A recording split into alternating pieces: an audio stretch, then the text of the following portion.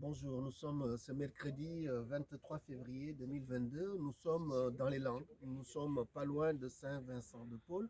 Nous sommes à Bugloz, même pour être plus précis, à La Luc. Nous sommes dans un lieu empreint d'une mémoire terrible. La mémoire de la guerre coloniale, de la guerre mondiale.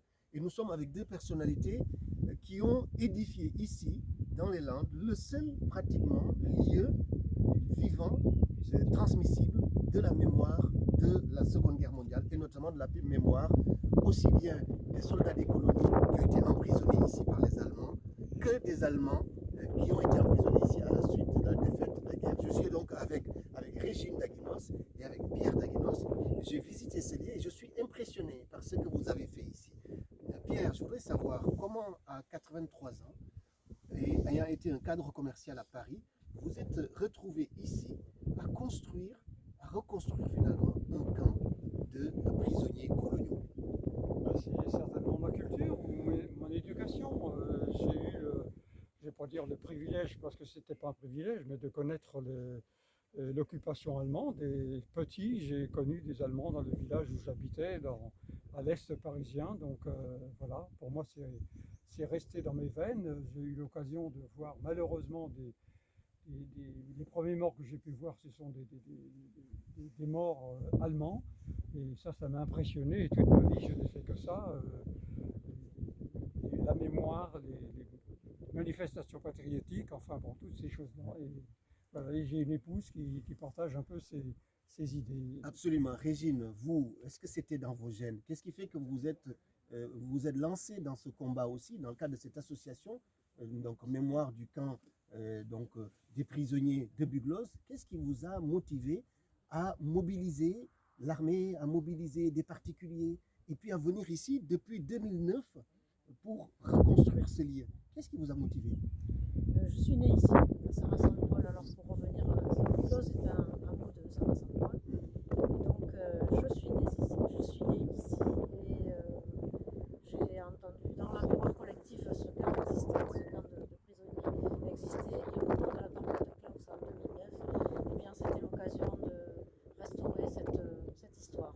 Donc c'est la tempête Klaus finalement qui déclenche finalement Tout à fait. cette prise de conscience qui est la vôtre. Tout à fait, c'est ça. C'est ça. Et quelles ont été les différentes étapes de la reconstruction de ce lieu de mémoire ici? Les étapes, ça a été déjà la recherche, savoir où on était, la recherche sur les documents historiques, les archives départementales, les archives locales, la mémoire collective, interroger, avoir des témoignages de gens qui ont vécu cette époque. Voilà, c'est un travail très long.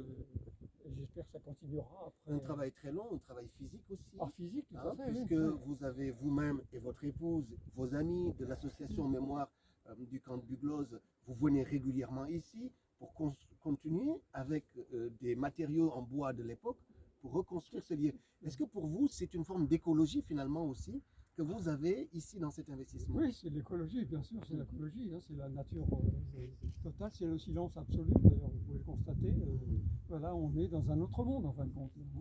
Dans un autre monde, donc un monde que vous réussissez à transmettre à la nouvelle génération. Vous recevez des écoles, des établissements, des collèges, des lycées.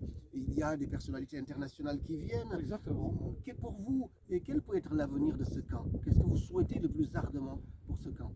L'avenir, la priorité, la première priorité, c'est ça, c'est le classement de ce camp. Il faudrait que ce camp devienne un site mémorial national, c'est-à-dire qu'il soit reconnu par les autorités politiques, et puis que ce soit un lieu de mémoire, un lieu où les gens viennent se recueillir, viennent visiter, viennent apprendre l'histoire, enfin voilà, un lieu de mémoire, un site mémorial.